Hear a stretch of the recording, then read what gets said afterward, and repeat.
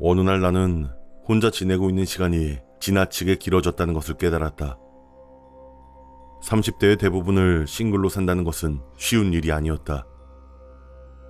친구놈들이 하나둘씩 결혼을 하고 가족을 만드는 동안 나는 마치 꿈속에 갇혀있는 환자처럼 살아왔다. 난 아내와 가정, 그리고 안정된 직장이 필요했다. 버거킹에서 일하며 하루하루를 버티고 작은 원룸에서 매일 홀로 잠드는 게 갈수록 힘들었다. 이젠 성인 영화에 나오는 배우들의 이름을 90% 이상 외우고 있는 내게 혐오감이 들 정도였다. 그래서 난 어느 날 스피드 데이팅 행사에 참여하기로 결심했다. 한꺼번에 여러 사람과 인사를 나누고 내게 맞는 짝을 찾을 수 있는 기회니까. 맞다. 나에겐 변화가 필요했고 더 이상 혼자가 아닌 특별한 누군가와 함께하고 싶었다. 난 가장 좋은 옷을 골라 입고 문을 나섰다. 다만 내가 가지고 있는 최고의 옷은 월마트에서 바겐세일 중에 사온 평범한 와이셔츠와 낡은 카키색 바지뿐이었다.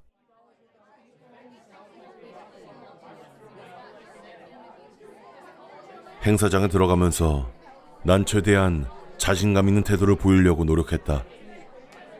그러나 다른 경쟁 상대들과 그들의 명품 양복과 고급 시계, 자만심을 풍기는 아우라를 보고 나니 순간적으로 의욕이 꺾였다.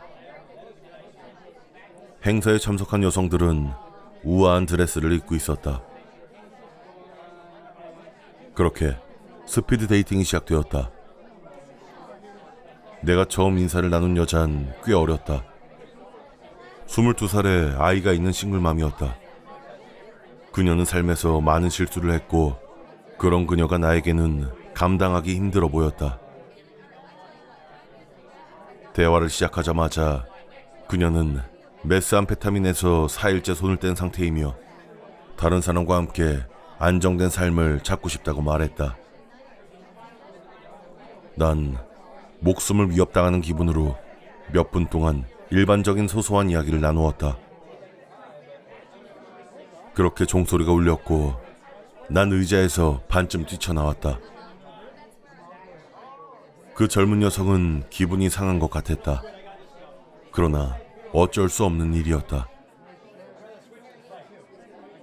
그렇게 다음 여자, 내게는 너무 나이가 많았다. 난 이런 행사에 연령 제한이 되어 있거나 특정한 나이대에 있는 사람들을 위한 자리는 따로 있을 것이라고 생각했었다. 그녀가 곧 손녀들 이야기를 꺼내자 내 결정은 확고해졌다. 난 말없이 고개만 한참 끄덕이다가 종소리가 울린 후에 예의를 갖춰 인사드린 뒤 자리에서 일어났다. 다음 여잔 훨씬 더 매력적으로 보였다. 그녀는 25이었고 지역병원에서 간호사가 되기 위해 공부하고 있었다. 그녀는 아이들을 좋아했지만 아직 구체적인 자녀 계획이 없어서 나에게는 다행스러웠다. 그녀는 삶이 꽤 안정되어 있어 보였으며 외모도 나쁘지 않았다. 난 정해진 시간이 끝날 때쯤 그녀에게 번호를 교환해도 괜찮을지 물어봤고 그녀는 거기에 동의했다.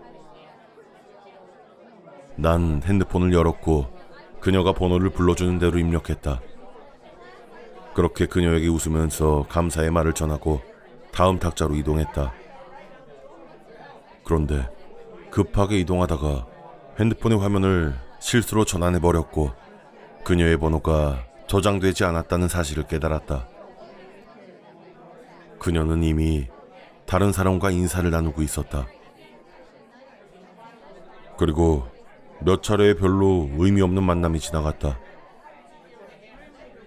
그 다음 탁자에서 만난 여자는 조금 흥미로웠다. 그녀는 긴 검은 머리와 녹색 눈을 하고 있었다. 귀여운 미소와 탄탄한 몸매, 검은 드레스, 검은 신발, 눈과 피부를 제외한 모든 것이 검은색이었다. 이렇게 시크한 스타일로 옷을 입은 여성인데 그녀는 매우 밝은 성격이었다. 내가 말하는 모든 시덥지 않은 얘기들이 그녀를 웃게 만들었고 내 기분도 끌어올려줬다. 그녀는 27살의 현재 실직 상태였다. 이전에 남편이 있었지만 두 아이가 모두 백혈병으로 사망한 후에 남편도 그녀의 곁을 떠났다. 그녀는 가족들 중에 암 환자가 많다고 말했다. 그녀의 전 남편은 아이들의 죽음을 탓하며 그녀를 떠났다고 한다. 그녀는 가족 전체를 잃은 고통에 마음고생을 하면서 몇 주 전에 이 도시로 이사 왔다고 한다. 그리고 지금은 실업수당으로 생활하고 있었는데 자신이 버림받은 것과 아이들의 죽음으로 인한 심각한 우울증으로 일을 계속할 수 없었다고 한다. 그녀는 이런 이야기를 하면서도 그리 우울해 보이지 않았다. 삶에 대해서 꽤나 긍정적인 의지를 되찾은 것 같았다. 아니면 뛰어난 연기파였을지도 모른다. 어쨌든 난 기회를 잡아보기로 결정했다. 난 그녀에게 번호를 교환해도 괜찮을지 물어봤고 그녀는 흔쾌히 더 이상 이런 행사에 다니기 싫다며 데이트를 하자고 했다. 더 이상 뭘 물어볼 필요도 없었다. 난 그녀가 나를 왜 다른 남자들보다 마음에 들어 했는지 이해하지 못했다. 난 외롭고 특별할 것 없는 그런 사람이었다. 아마 그녀는 내가 어떤 감정을 느끼는지 이해했을지도 모르겠다. 난 나를 바라보는 그녀의 눈빛과 친절한 태도, 성격에 매료되었다. 이건 누구에게도 느낀 적이 없는 그런 감정이었다. 우린 첫 데이트를 당구장에서 하기로 했다. 그녀는 예전 집 근처의 다른 당구장에서 지역대회에서 우승을 했다고도 말했다. 난 포켓볼을 한때 좋아했기 때문에 거절하지 않았다. 그녀가 한 모든 샷은 완벽했다. 난 그녀의 실력을 칭찬했고 그런 내 칭찬에 그녀는 수줍은 듯 웃었다. 그렇게 몇 달이 지나갔다. 우린 매일같이 만나 데이트를 했다. 관계는 꽤 빠르게 진전되었고 우린 정말 서로에게 알맞은 짝이라는 생각이 들었다. 처음 만난 지 약 7개월 후에 난 그녀에게 결혼을 제안했다. 어설프게 준비한 프로포즈였지만 그녀는 내 품으로 달려들며 결혼을 승낙했다. 마침내 내 삶의 모든 것이 좋아지기 시작했다. 난 그동안 살던 어두컴컴한 원룸에서 나와 그녀의 집으로 이사했다. 난 항상 그녀가 살고 있었던 아늑한 집을 좋아했었다. 가정을 꾸리고 살기에 완벽한 곳이었다. 내가 이삿짐을 옮기고 있던 날 그녀는 설레면서도 불안해하는 표정을 짓고 있었다. 그녀에게 있어선 아무래도 누군가와 다시 함께 살게 된다는 것이 쉽지만은 않은 일이었을 것 같다. 하지만 그녀는 내가 짐을 옮기는 것을 도와주었고 내가 필요한 물건들을 사러 간 사이 정리를 모두 맞춰줬다. 그 후 몇 달은 정말 행복했다. 우린 서로에게 지겨워지거나 소홀해지지 않았고 마침내 결혼식 날이 됐을 때 완벽한 행복감을 느낄 수 있었다. 우리의 사랑은 정말 특별했다. 이 완벽한 삶을 무너뜨릴 만한 것은 아무것도 없을 거라는 생각이 들 정도였다. 그런데 내 인생은 어느 날부터 다시 완전히 무너지기 시작했다. 어느 날 아내는 장을 보러 간다면서 집을 나섰다.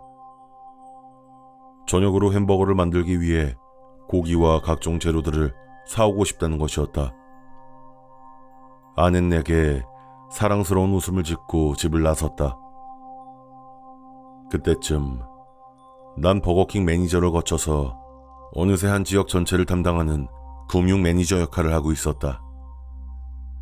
매장별 예산 정보를 파악해 보고서를 작성하고 프랜차이즈 비용 등을 평가해 책정하는 일이었다. 쉽지 않은 일이기는 했지만 억대 수준의 연봉을 받게 됐을 때 불평할 이유는 없었다. 난 주말에도 항상 집에서 컴퓨터로 일을 했다. 그날도 마찬가지로 월요일 회의에 올릴 보고자료를 만들고 있었다. 그런데 한창 작업을 마무리하고 있던 도중 컴퓨터가 다운되더니 꺼져버리고 말았다. 월요일 아침에 제출해야 하는 자료였기 때문에 남아있는 시간이 별로 없었다. 난 아내에게 전화해서 내가 사용할 만한 다른 컴퓨터가 있냐고 물었다. 그러자 그녀는 말끝을 흐리면서 대답하지 않았다. 아내는 휴대폰과 태블릿 이외에는 딱히 사용하는 기기가 없었다. 난 마음이 너무 급했기 때문에 집안 곳곳을 뒤져보기 시작했고 결국 창고로 쓰던 지하실까지 들어가게 되었다. 이사한 뒤에 한 번도 들어갈 일이 없었던 곳이었다. 지하실의 문 손잡이엔 차가웠고 굳게 잠겨 있었다. 그러다가 나는 혹시나 하는 마음에 주변에 있었던 화분들을 하나씩 들어보기 시작했다. 아내가 가장 좋아한다고 말했던 화분 아래에 열쇠가 보였다. 문을 열자마자 습하고 무미건조한 냄새가 코를 찔렀다. 지하실은 집의 나머지 부분과 명백한 대비를 이루고 있었다. 모든 표면에 두텁게 쌓여있는 먼지층은 이 지하실이 몇 년 동안 사용되지 않았음을 짐작하게 했다. 난 휴대폰을 손전등처럼 사용하여 계단을 내려간 뒤에 조명 스위치를 찾았다. 놀랍게도 전구는 여전히 작동했다. 불이 켜진 지하실은 벽엔 곰팡이가 번져 있었고 나무로 된 가구들은 부서져 가고 있었다. 그리고 쾌쾌한 냄새가 났다. 난 가능한 빨리 거길 벗어나기 위해서 쌓여 있었던 박스들을 뒤져보았다. 운이 좋게 난 숨겨진 몇 개의 상자와 책상 아래 오래된 노트북과 충전기를 찾을 수 있었다. 난 얼른 노트북과 충전기를 움켜잡고 서재로 뛰어 올라왔다. 노트북에 충전선을 연결하고 몇 분이 지나니까 부팅이 시작됐다. 노트북엔 윈도우 XP가 깔려 있었다. 매우 오래된 노트북이긴 했지만 바탕 화면엔 마이크로소프트 오피스가 설치되어 있었다.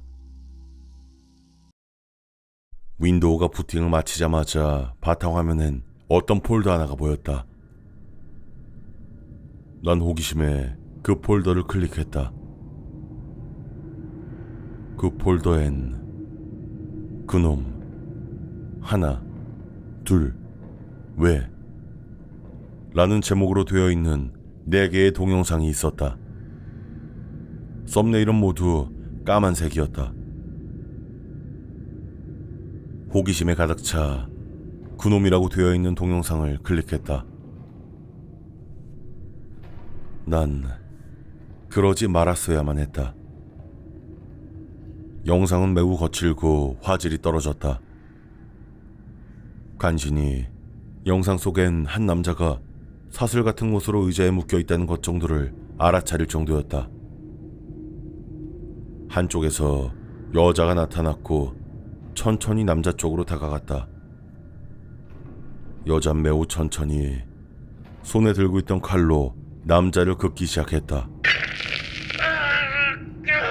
남잔 고통이 가득 찬 비명을 질렀고 여잔 아랑곳하지 않고 칼을 계속 움직였다. 화질이 좋지 않은 영상이라는 게 다행이라는 생각이 들 정도였다. 그리고 고통에 몸부림치는 남자를 그대로 묶어둔 뒤에 여잔 라이터를 꺼내서 불을 붙였다. 남자의 머리카락과 옷이 타들어갔다. 남잔 더 이상 비명을 지르지도 않았다. 여잔 그 모습을 바라보고 낄낄거리면서 웃었다. 그리고 다시 남자의 얼굴로 칼을 가져간다. 난 더 이상 볼 용기가 없어서 동영상을 꺼버리고 말았다. 하지만 난 그 다음 하나라는 제목의 영상을 클릭해볼 수밖에 없었다. 내가 보고 있는 영상이 대체 무엇인지 알아야만 했으니까. 이번에 나온 영상의 등장인물은 세상에 였다. 난 모습을 보자마자 동영상을 꺼버릴 수밖에 없었다. 둘이라는 제목의 영상 역시 마찬가지였다. 이번엔 더 어린, 설명조차 하기 싫다. 난 마지막으로 왜라는 제목의 영상을 클릭했다. 영상에 나오던 여자가 혼자 등장해서 독백을 하는 내용이었다. 음질이 좋지 않아서 간신히 내용을 파악할 수 있었다. 안녕하세요. 이 동영상을 재생한 지금쯤은요. 당신은 제가 원래 생각했던 사람이 아님을 알고 있을 거예요. 저는 병적이고 뒤틀린 여자예요. 저는 이런 일을 정말 좋아해요. 특히 제 손에서 누군가가 죽는 걸 보는 걸 말이에요. 당신이 비디오를 보고 있다는 걸 알고 있고 여러분이 겁에 질려 있다는 걸 알아요. 내가 죽인 이들의 유령들이 지금 당신 주위를 맴돌면서 화면에서 떨어지라고 스스로를 구하라고 속삭이고 있을 거예요. 그런데도 당신은 여전히 그 자리에서 이 영상을 보고 있네요. 당신은 방금 본 영상에 대한 합리적인 설명을 기다리고 있어요. 여기에는 특수 효과가 없어요. 당신이 보는 건 진짜예요. 당신은 살인죄와 사랑에 빠졌어요.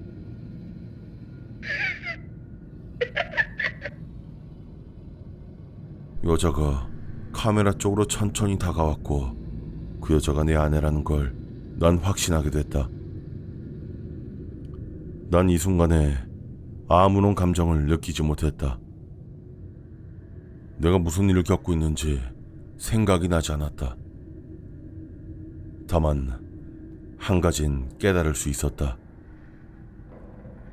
그녀의 전 남편은 떠난 것이 아니고 아이들 또한 병으로 사망한 것이 아니라는 걸. 난 머리를 흔들면서 상황을 받아들이기를 거부했다. 식은땀이 나기 시작했고 몸이 점차 마비되는 기분도 들었다. 근데 그건 착각이 아니었다. 난 간신히 고개를 돌려서 쇠파이프로 나를 내려친 아내의 얼굴을 마주했다. 그리고 이어서 그녀는 미친 듯이 웃기 시작했다. 그 후에 어떤 일이 벌어졌는지 모른다. 기억이 나지 않는다. 이웃 주민이 비명소리를 듣고 경찰에 신고했다는 이야기를 들었다. 난 영상에서 본 것과 같은 의자에 묶인 채 발견되었다고 한다. 낡은 비디오 카메라 앞에 앉아있는 상태로. 내 아내는 사형을 선고받았다. 그녀는 나에게 마지막 말도 남겼다. 나를 절대 떠나지 않을 것이며 항상 내가 어디에 있는지도 알 것이며 나를 죽이기 위해서 포기하지 않을 것이라고. 내가 어디에 있든 안전하지 않을 거라고. 그녀는 약물을 통한 사형이 집행될 때에도 마지막 순간까지 낄낄거리면서 웃었다. 난 몇 년에 걸친 정신과 치료 끝에 간신히 끔찍한 트라우마를 극복할 수 있었다. 그리고 옛 직장에도 다시 들어갈 수 있었다. 지금은 예전보다 더 많은 돈을 벌고 좋은 친구들도 생겼다. 그래서 그런지 자신감이 넘친다. 사실 오늘은 우연히 만났던 한 여자와 데이트를 할 예정이다. 그녀는 긴 검은 머리와 녹색 눈이 참 매력적인 여자다.